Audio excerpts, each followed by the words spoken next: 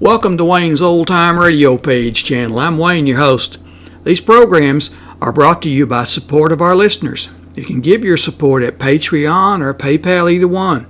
There's clickable links in the description below. Thanks for your support and enjoy the shows.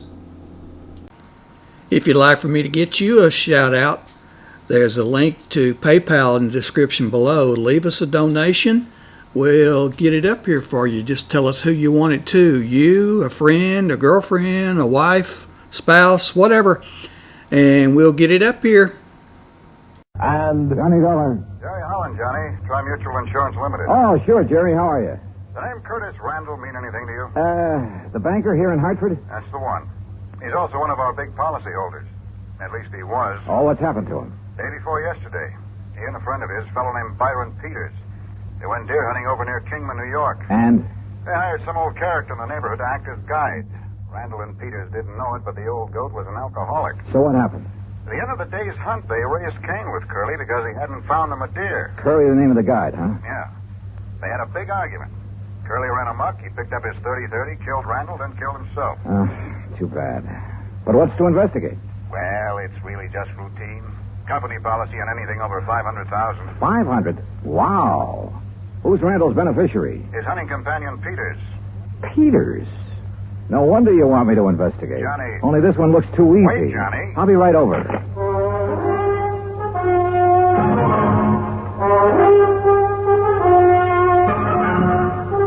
Bob Bailey in the exciting adventures of the man with the action-packed expense account. America's fabulous freelance insurance investigator. Yours truly, Johnny Dollar.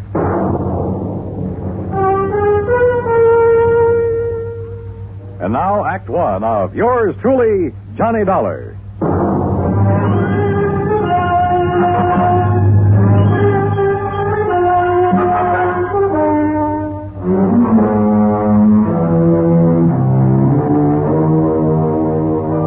Expense account submitted by Special Investigator Johnny Dollar to the Tri-Mutual Insurance Company Limited, Hartford, Connecticut.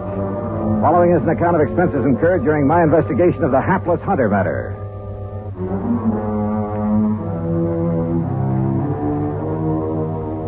Expense account item 1, 95 cents for a taxi across town to Tri-Mutual in the office of Jerry Holland. As they opened the door, he met me halfway. Hey, what was the idea of hanging up on me, Johnny?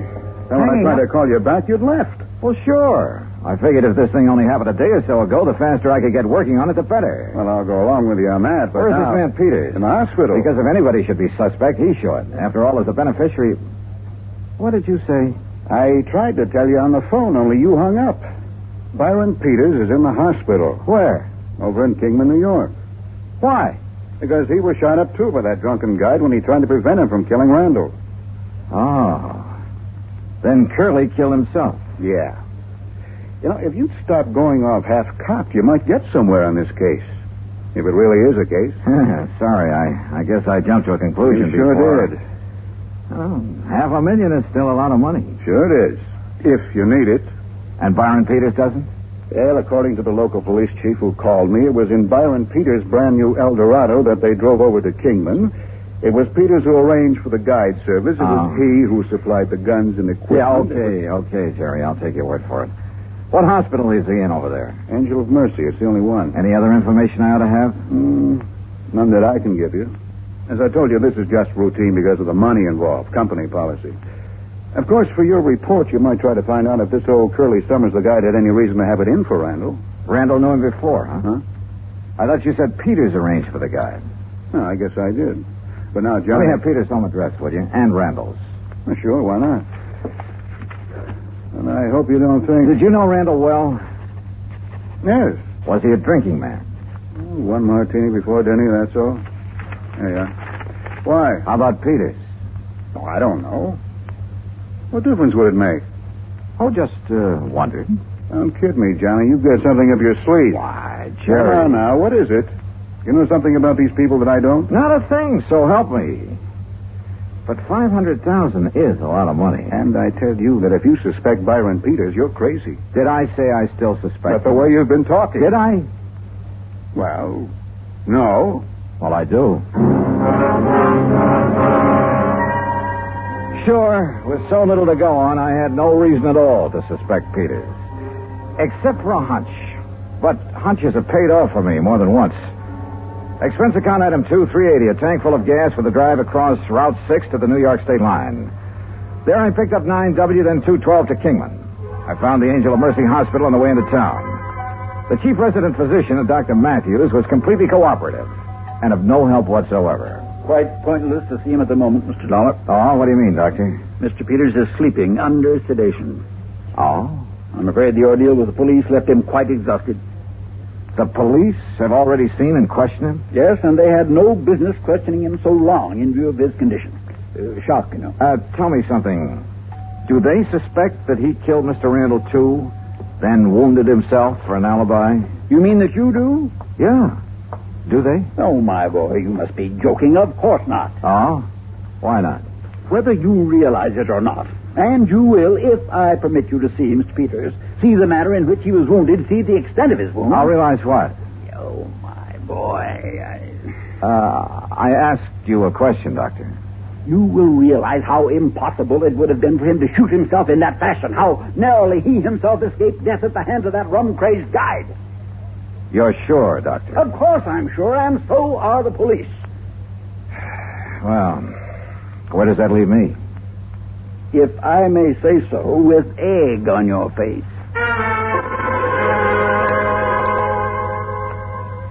Act Two of yours truly, Johnny Dollar, in a moment. And now, Act Two of yours truly, Johnny Dollar, and the Hapless Hunter matter. A hunting guide had run amok near the little town of Kingman, New York. And, according to report, was responsible for the death by shooting of wealthy banker Curtis Randall for the wounding of Randall's companion, Byron Peters. But Peters is beneficiary of Randall's $500,000 insurance policy.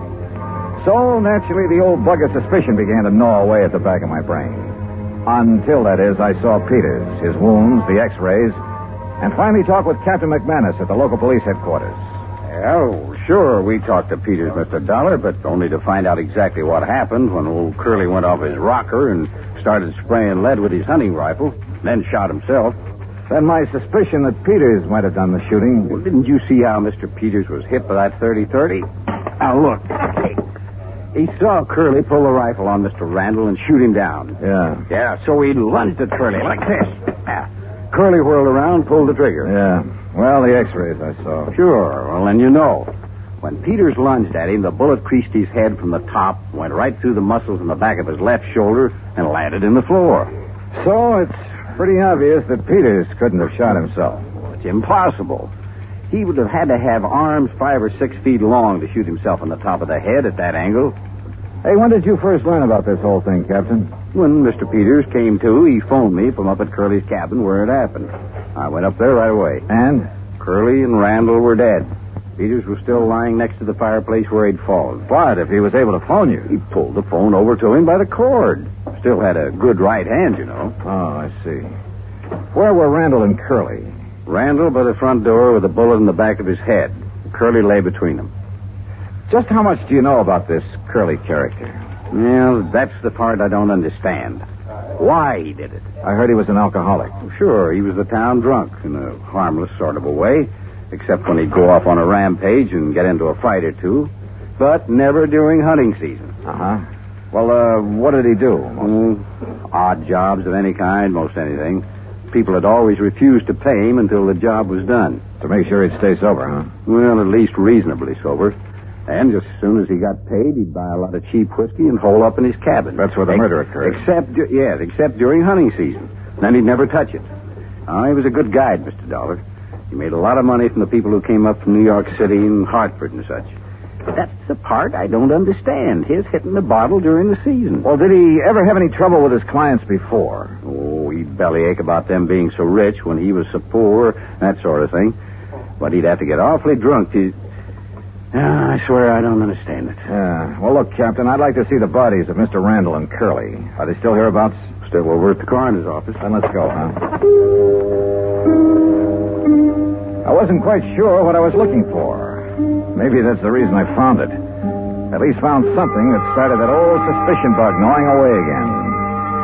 Peters, back at the hospital, had had a bad powder burn on his forehead, next to where the bullet had creased him. Okay. He had said that Curly the guide pulled the trigger when he lunged at him. Randall, there at the coroner's office, had no powder burns. Okay.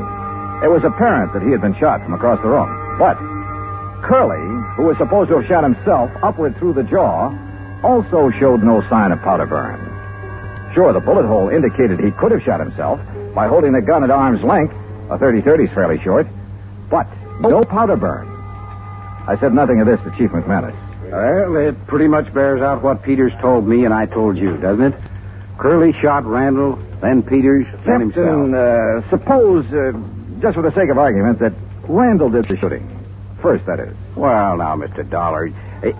Say, wait, speaking of argument, Peters said that Randall and Curly had a pretty big one. Because Curly didn't find him any there. That's when he started to get drunk and abusive. But as for Mr. Randall... On the other hand, suppose that Peters started the whole thing. Oh, now, look, that doesn't make any sense. Then try to kill himself? Well, isn't that what you're saying Curly did? Well, sure, but that's different. No good old bum realized he'd gone too far. There was no other way out for him. But a man like Peters, with money, everything he wants... Where is this cabin of Curly's? Quite a way. 10, 12 miles. How do I get there? Straight down Pear Street to the mobile gas station. You know where that is? Yeah, I saw it on my way in. Okay, you turn left there. You go 6 miles. Then take the first right-hand road right up the side of Deer Mountain until you get there. Okay. Here's the key to it. Oh, good. Thanks, Chief. I'll see you later. You want me to go along with you? No. According to you, this hunch of mine is all wrong. I'm sure of it. Okay, then. I'd better wing it alone. From the outside, Curly's cabin was a shack, nothing more. And there were enough cheap whiskey bottles scattered around the yard to sink a battleship. Inside, however, it was pretty comfortably fixed up. And back under the kitchen sink, I found a case of Prince Francis Scotch, nearly full. Had Curly suddenly changed his taste for the better? Or had somebody decided to bait him with it? By the dark stains on the floor, I could see where both Randall and Curly had fallen. Where Peters had gone down, there was also the rifle slug embedded in the floor. And I noticed the angle at which that slug had ended, as though it had been fired from the ceiling, certainly from higher than any normal man could reach. And Curly was only 5 foot 2 or 3. Then I saw something else, a heavy cord hanging down from one of the rafters above where Peters had lain. It was frayed at the end as though forcibly broken. Now, suppose someone had hung a loaded rifle there by the trigger so the slightest pull would set it off, had stood under it holding the muzzle carefully next to his head to one side, just close enough to...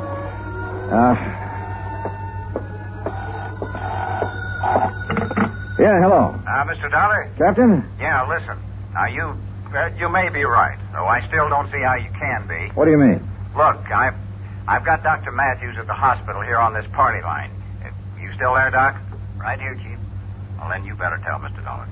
Well, it's about Mr. Peters. Yeah? He's left. Left? I thought you had him under sedation. I guess it didn't take hold the way I thought it would. Well, what happened? Well, he woke up and asked me who it was that'd been here to see him while he was drowsy. Did you tell him who I was? Yes, then he seemed to drop off again, so I left him. A few minutes later, I heard his big fancy car pulling away. Doctor. I went back to his room and he was gone. Doctor. Listen, Dollar. Yeah, Chief. I don't know what it means any more than you do. But if I was you, I would get away from that isolated cabin. You see what I mean? Dollar? Sure, Chief. I'll leave right away. That was very smart, Dollar. Byron Peters? That's right. Byron Peters.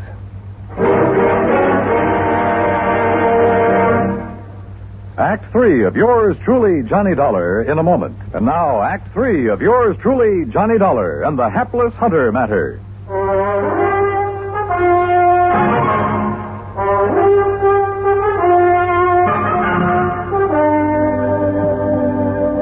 So you weren't as badly hurt by that bullet as you pretended. That's right, Dollar. Does that help bear out your absurd suspicions about me?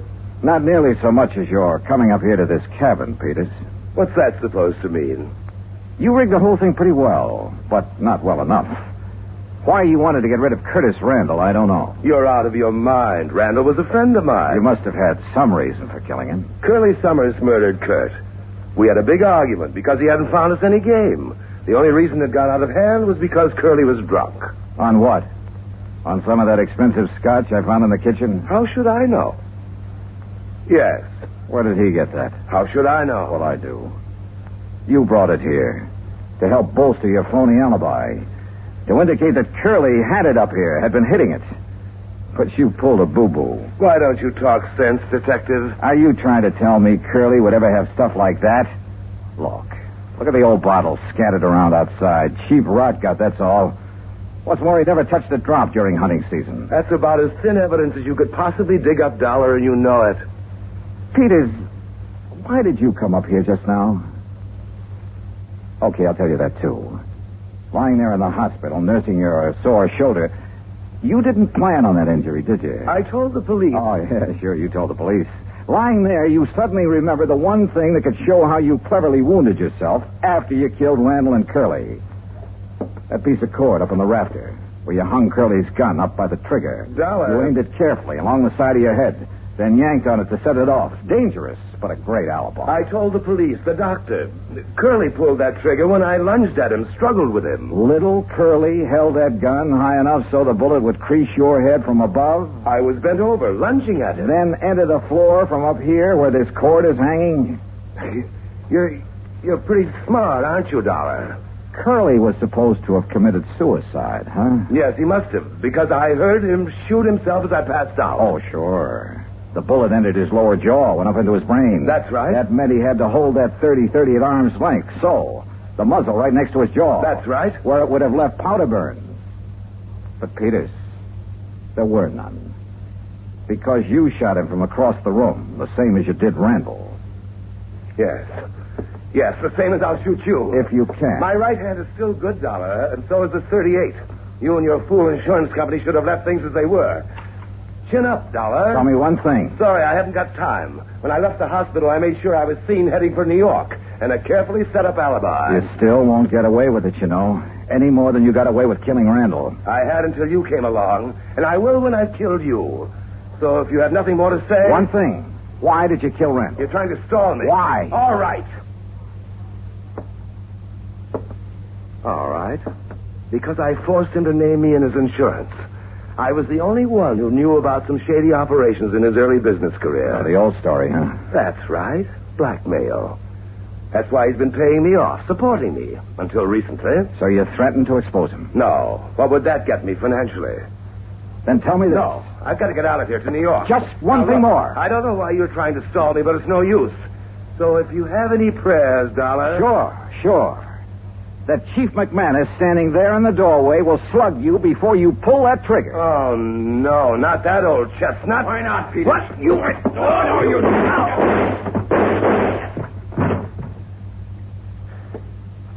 Doggone it, Dollar. I thought I told you on the phone to get out of here.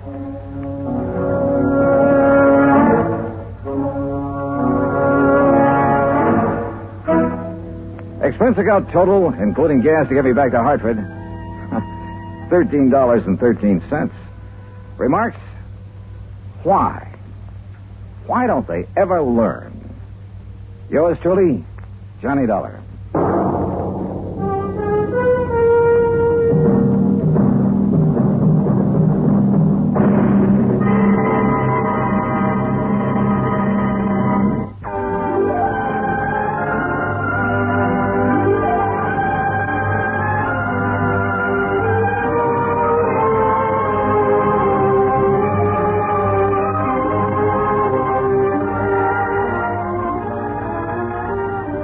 This is the United States Armed Forces Radio and Television Service.